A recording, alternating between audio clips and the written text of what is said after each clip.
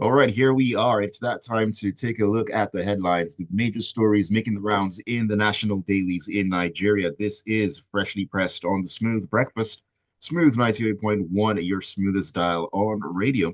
Ayokunmi Kekireko, that is my name. And it's great to have you join us this morning, as you always do. An interactive session awaits, as always. So please do send those thoughts, those messages in to us on WhatsApp. We love to hear from you every single time we're on the show. The WhatsApp number remains 0809 444 0981. 0809 981. That is the WhatsApp number. We're also on YouTube. We're streaming at Smooth 981 FM Lagos. Smooth 981 FM Lagos. So if the audiovisual is something that you enjoy, you can join us there and also drop your comments. We'll take them as we get along. And yeah, it's going to be a great one, as it always is. Joining me this morning to analyze the stories and give their thoughts, break it all down, make sense of everything that we have to talk about. Mr. C and Gbubemi are in on the Thursday morning. Good morning to you guys. Welcome to the show. Good morning, Ayo. Good morning, Mr. C. Good morning, Lagos. Good morning, Ayo. Good morning, Gbubemi. Good morning, Lagos. Alrighty, good morning to you. And let's begin our journey this morning. Let's start what we have come to do. Popular words by one and only fella. We're starting our journey this morning in the Daily Trust, Mr. C. Let's talk about this whole brouhaha concerning Canada visa denials and so on and so forth. Anyways, the Chief of Defense Staff, General Christopher Musa, has said Nigeria will not accommodate any form of disrespect from any country. Now, Musa also dismissed insinuations from some quarters that members of the armed forces were not invited to Vancouver, Canada, to participate in the Invictus Games initiated by the Duke of Sussex. Now, speaking at the defense headquarters in Abuja, shortly after he received wounded military personnel that participated in the games, the defense chief said Nigerians were being treated unfairly by some countries. Interesting words there by the chief of defense staff. And this whole issue of respect being bandied around, isn't this much ado about nothing? Yes, some people say it's disrespectful, but people are denied visas every single day. Shouldn't you be asking the question, why was the visa denied, or why were the visas denied, and all that? And this issue of respect, isn't it being overplayed? Okay, thank you, Ayo. And you've hit the right notes. So let's walk back to understand how we got here. The Invictus Games is a competition for wounded and injured soldiers all over the world. And this year, Nigeria was invited to participate in this year's edition. Incidentally, I understand we've been invited to the next edition, which is scheduled to hold in England in 2027.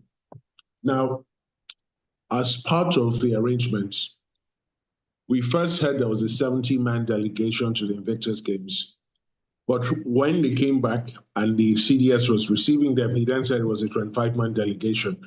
However, what happened was part of the delegation, whether it's of the 70 or of the 25, were denied visas. How did we find out? The CDS was at a function in Abuja, and he made remarks to the effect that if he hadn't been rejected, he would not have been present for the event. Now, he's doubled down on his initial position and has said that the NSC and everybody who needed to know about the trip were properly informed, and that according to him, everything that should have been done was done properly. I have my reservations about that. If you have been invited and you have properly carried out all the conditions precedent to the granting of a visa, there is no reason why you will not be granted a visa.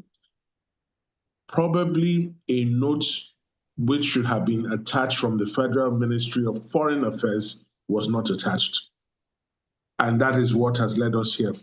Then we got the remarks from the National Security Advisor, and we have moved on. Now, yesterday, the CDS was saying Nigeria will no longer take any form of disrespect from any country. Very interesting comments. Now, my question is, what are you going to do about it if you are disrespected the next time? You don't have the international clout from a diplomatic perspective. You certainly don't have any economic clout. You don't have any sporting clout. You don't have any form of clout. So The next country that disrespects you, what do you want to do about it? Is this coming from a country where its officials are junketing around the globe begging for money? Is that a country that won't take any form of disrespect going forward? Our neighbors from Benin to Togo to Niger to Chad routinely disrespect Nigerian citizens. What has been done about it? Let's not talk about Morocco. Let's not talk about Libya. Let's not talk about the African continent. What have you done about it? If this were a China, a Russia, even a Japan or South Korea making this statement, I would take them seriously. Here, there's simply nothing the Nigerian government wants to do. What do you want to do? You want to issue their nationals visas or what? What exactly is going to happen? So if it's America that disrespects you, are you going to cancel all flights from Nigeria to America? Are you going to stop giving American citizens visas to Nigeria? Are you going to drive away all American companies operating on Nigerian soil? What exactly are you going to do? The truth of the matter is, at this point in our collective national history, we need them more than they need us. We should not be issuing threats like this. Remember, we already owe huge sums of money to the international community. We should stay humble and seek to grow. It is only when you have grown up that you can then issue threats. And I'm going to end with an analogy. Picture the diminutive Nollywood actors, Aki and Popo. Now imagine them issuing a threat to Shaquille O'Neal, telling him that if he misbehaves again, they'll deal with him. Is he supposed to take them seriously? And I end. Well, first of all, Mr. C, I see you channeled your inner Erling Haaland, telling Nigeria to be humble. And of course, I mean, if Aki Popo actually stood up to Shaquille O'Neal, maybe they have backing from somewhere. I don't know. I'm just playing devil's advocate here, but your thoughts are very well received. Women, I'm going to come to you, and I didn't plan to do this initially, but I think this is the best way to continue on the show and talk about the story that is coming out of the Punch. I want to tie this into this story that Mr. C just talked about, talking about respect and so on and so forth, and it has to do with USAID. So just bear with me on this one, and I'll make sense of it for you. Now, Nigeria's access to a $602.95 million grant for 2025 from the United States Agency for International Development is now uncertain following a 90-day suspension of all agency programs by President Donald Trump. The fund freeze stems from an executive order signed by him after his return to office last month, January 2025, directed a comprehensive review of U.S. foreign assistance. That being said, I will just take that excerpt from the story. I'm guessing you've seen the rest of it. And I'm going to ask you this question. I mean, looking at what the Chief of Defense Staff has said about Nigeria not tolerating disrespect and all that. Well, now, for a country who's probably going to miss out on this large yes in terms of a grant, is this a country that respects itself? Because yes, Nigeria is not the only country that relies on these grants and so on and so forth. But if you're talking about a country, a sovereign nation, wanting to stand on its own, develop, become a world power and all that, and you're still, looking at grants and loans and this and that in order to move to the next level, can you really raise your shoulders and talk about respect? Well, Ayo, I would probably also told the same line as you have told. I was quite shocked. Okay, so well, let me not say everyone, but I believe that a lot of Nigerians knew to a fair extent that we were beneficiaries of aid, but we probably didn't know to what extent we had enjoyed a lot of all this aid, and it was at the point at which the activities of USAID was suspended that we began to realize how dependent we have been on aid across the years. I was shocked when I realized that a lot of the grants and funds from USAID, were not going just to things like immunizations, medicines, healthcare and stuff, but we're even going to as much as paying for salaries of some of these, concerned healthcare workers, which was quite shocking. And the figure that I heard, I think, was about either 10 or 20,000, across Nigeria. And that report spoke about how a lot of all these people's work, livelihood and all of that, was now threatened because they had been dependent on that. It's quite shocking. And like you have said, for a sovereign nation that depends on the benevolence and generosity of other nations, to also come out and talk about not getting respect from another nation is quite a funny thing. I really begin to wonder how we got to this point. Now, I'm not necessarily saying that accepting grants or aids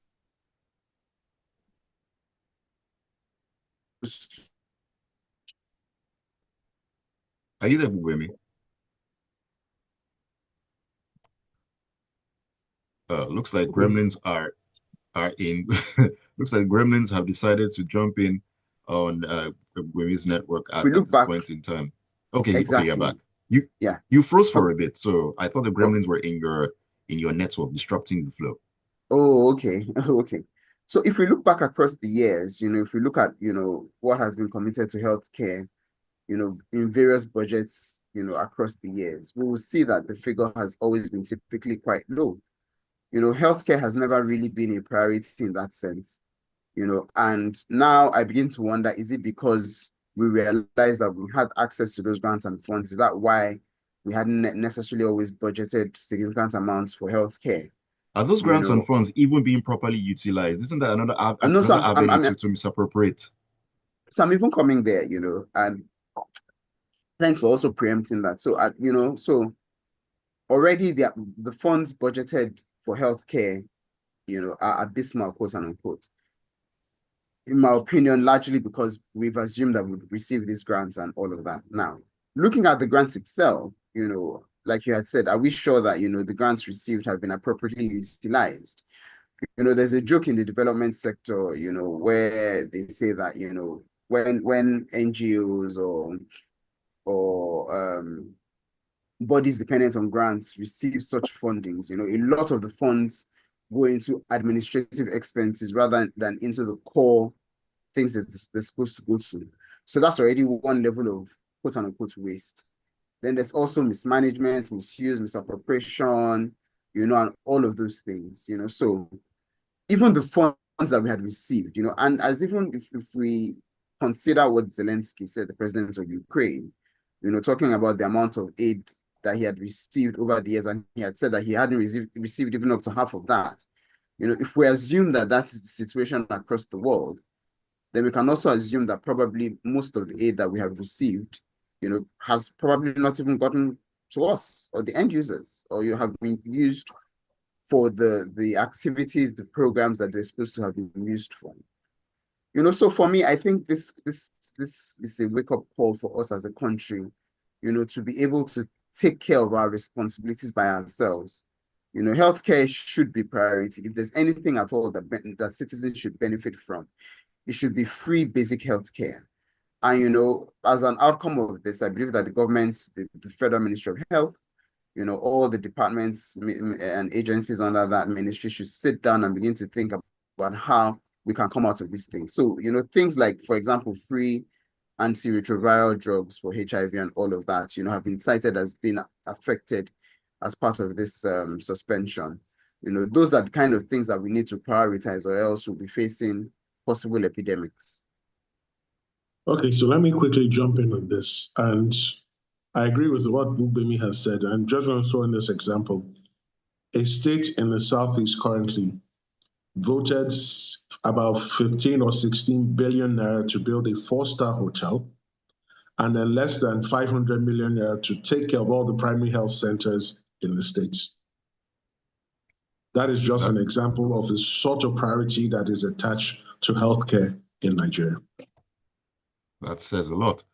Peter from Festac on WhatsApp says, let the CDS and Ribadu go and sit down somewhere, Jerry. Nigerians are daily denied visas after so many financial obligations. I pray they will deny any other.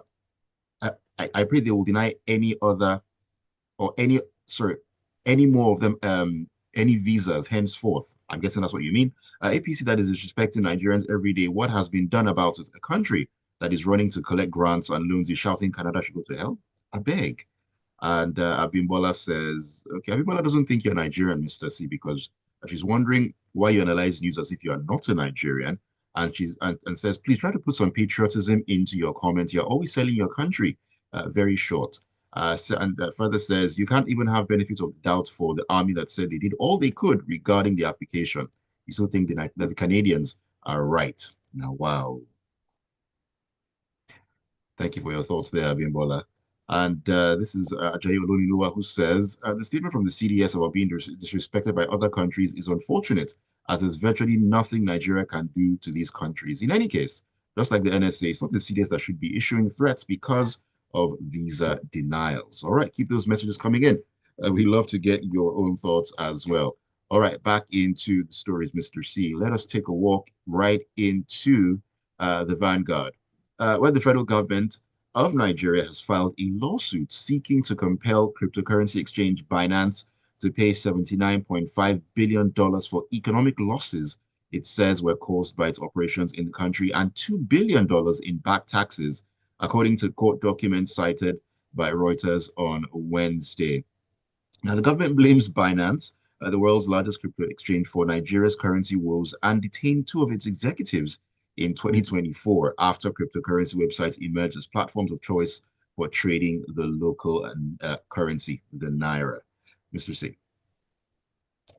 Okay, thank you, Ayo. So I saw the story, I saw the headline, I read the story, I'm like, this is extremely ridiculous. Now, my first question is, did the Attorney General of the Federation peruse the documents before they were filed in court? Is he even aware that this suit was filed? Because this is, as far as I'm concerned, a Herculean task or objective on the part of the Nigerian government. It will be interesting to see how they get judgment in this case. Now, they've attributed the losses and the economic woes we encountered in the country, especially in 2024, to Binance. Excuse me, how is that even remotely possible?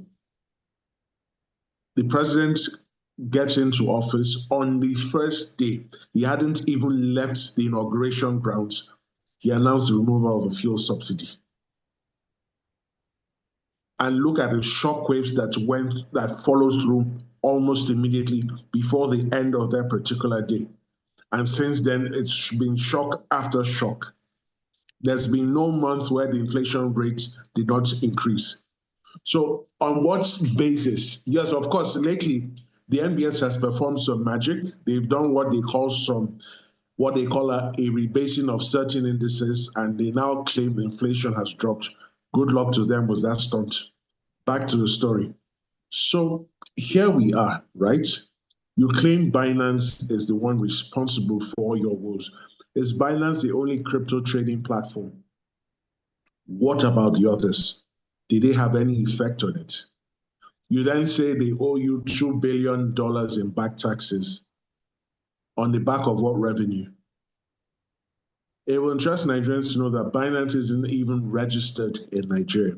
Now, you filed the case in a Nigerian court, and the public perception of the Nigerian judiciary at this current point in time is not very high.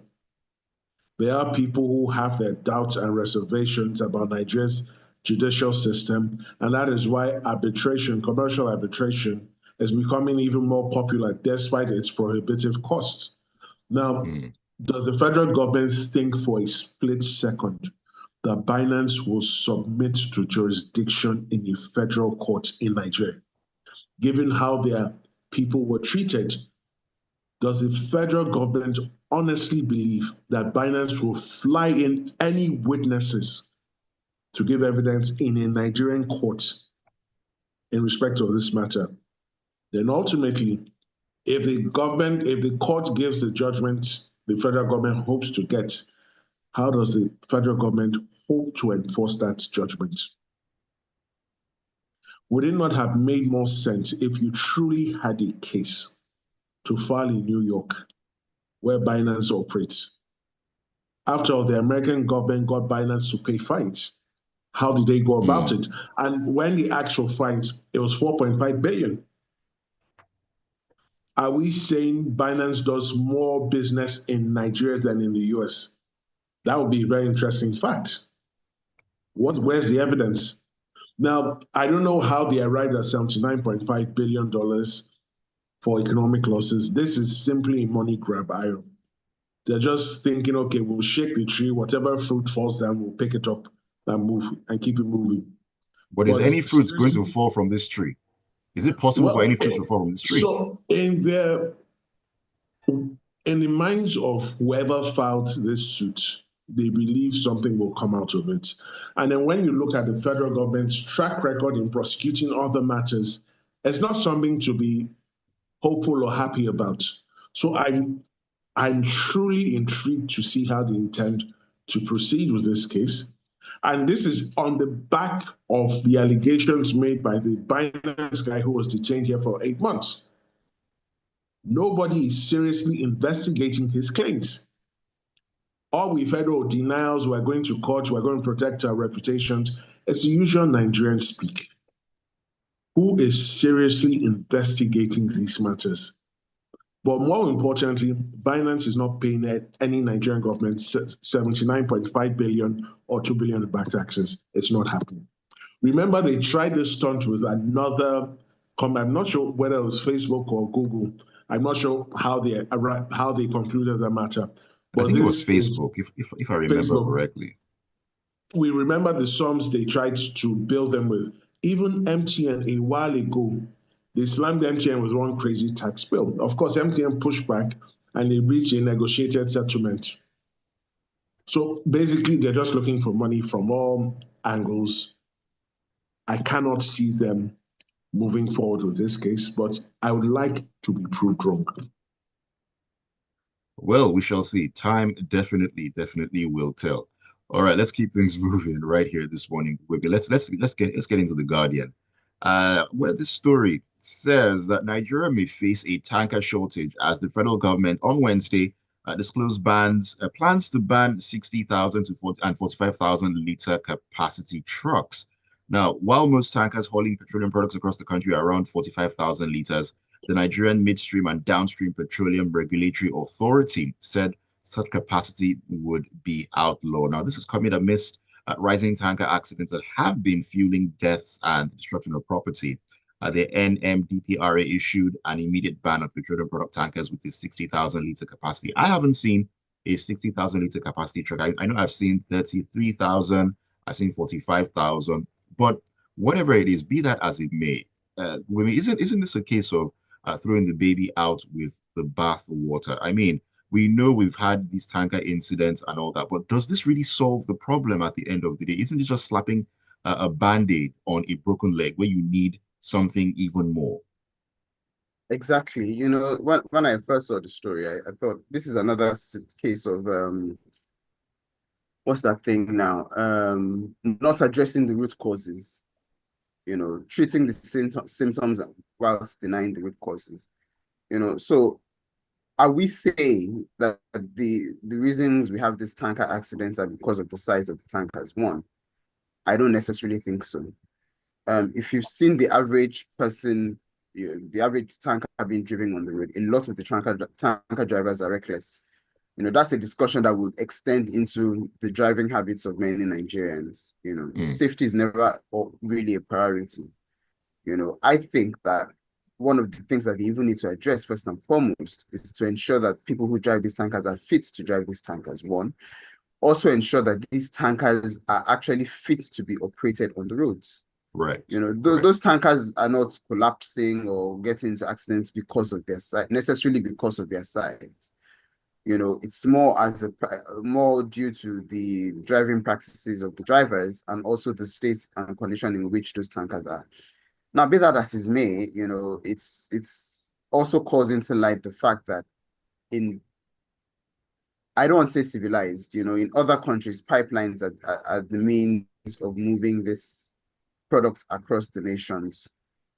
We have not prioritized what we should have prioritized. So we have no operating pipelines or no proper pipelines because NNPC will probably say they have one or two pipelines that are working. You know, but pipelines are not providing, you know, the service that we need them to provide. So one of the things that I would have thought that they would need to prioritize is making sure that the pipelines are back in operation. It's an anomaly that petroleum should be moved largely by road. Road transport for petroleum products should be a second option. It should never be the primary option. So what exactly is going to happen to the state of the pipelines now? They haven't addressed that at all. They haven't said anything about that. I'd prefer a situation where they major on the major rather than major on the minor, and then look at the state of the pipelines. What is there a plan, in the future? So we're talking about the refineries, about making sure that the refineries work and all of that.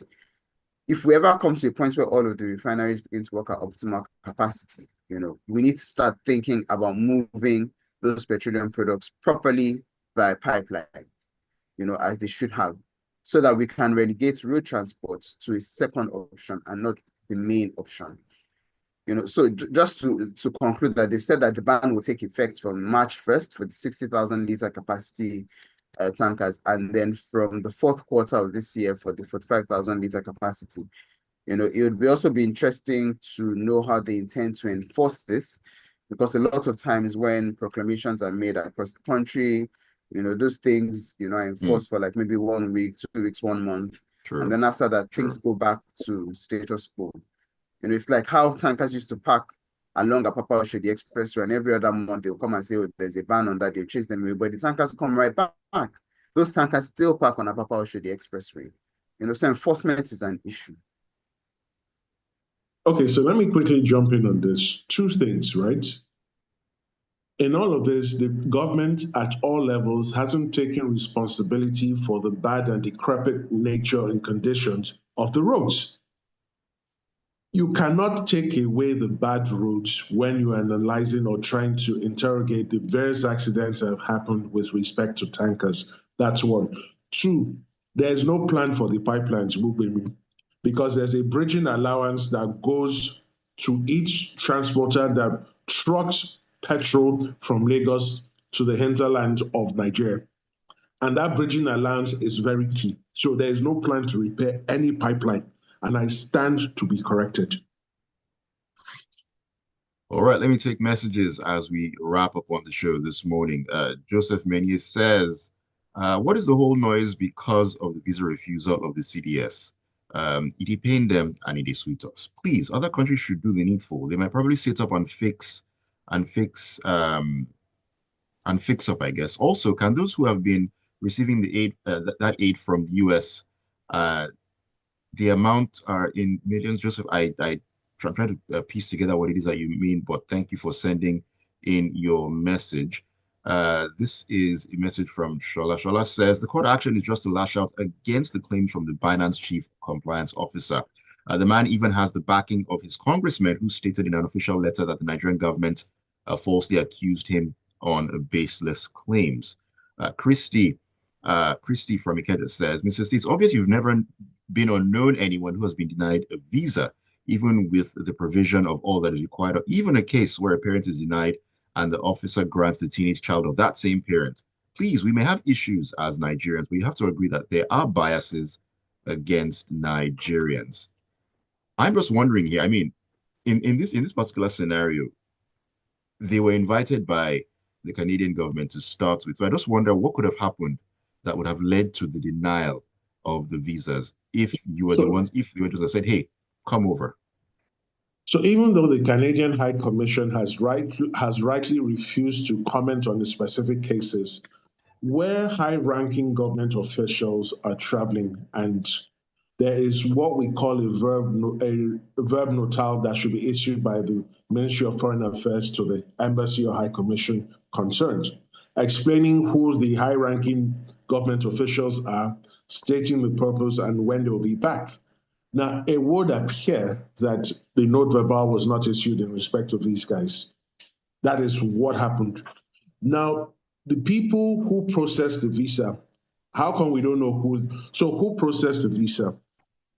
Was it officials from the Foreign Ministry, Ministry of Foreign Affairs? Were they officials from the military? Who processed the visa? Now, what is the hue and cry about? Is it because allowances and extra codes have to be returned since there was no trip? Why is so, and I've had people, I know people who've been denied visas. Again, we need to understand something very clear. There's this sort of entitlement feeling or mentality in Nigeria. The possession of a visa does not grant you entry into any country. Even when you disembark from the plane, you can be turned back. It's not your country. The heavens won't fall if you are denied a visa. And for a CDS who is facing multiple simultaneous operations in the Northeast, Northwest, and I dare say even the North Central, what is he going to do in Canada? We're dealing with Boko Haram. We're dealing with ISWAP. We're dealing with Lakurawa. Why does he want to travel at a time like this? Can he not watch the Invictus Games via some app? What is he participating as an athlete in that competition? So what exactly is he going there to do? Is he a coach? Is he a physiotherapist? What is his role there? All right, let me take some more messages because we really need to call it a morning. This is coming in. Let me see. This is Tali says, can I throw in a conspiracy angle? What if there are other intelligence or there's other intelligence that they cannot share? Maybe, who knows? Oluwaseyi says, poor traffic laws, terrible roads, bad drivers, and using vehicles that are no longer fit to travel the roads they are imported from more of a problem than the size of the tankers in these fire incidents. PPMC not working and Nigerians' greed are other major problems. Barrister Danukuda says, trying to blame Binance for the economic woes of this country is very laughable. Now we did do ourselves. Tony from Marine Beach says, we're not supposed to be moving such 60,000 capacity bombs on our roads in the first place, considering the state of our roads and the continued damage on the roads by such vehicles. Moving so many trucks on our roads is part of a large conspiracy. We shouldn't be here at all if everything worked normally. If quick and prompt alternatives is the call right now. JJ says, Nigeria and ban, we don't tire. Sometimes I wonder if we think before acting. Any issues is to place a ban and go on strike. Behold, here we are. And here it is that we need to end the show this morning. Thank you for all the messages. Thank you, Mr. C and Gbubemi, for joining me. Pleasure having you on the show as always. Thank you for having me. Thank you for having me. Let's end the week properly and let's enjoy the weekend ahead. All right. Thanks for keeping it tuned to Smooth 98.1. Do not go anywhere because we're taking a walk into the grapevine at 8:15. You know how it is. It's entertainment and all the great stuff coming your way.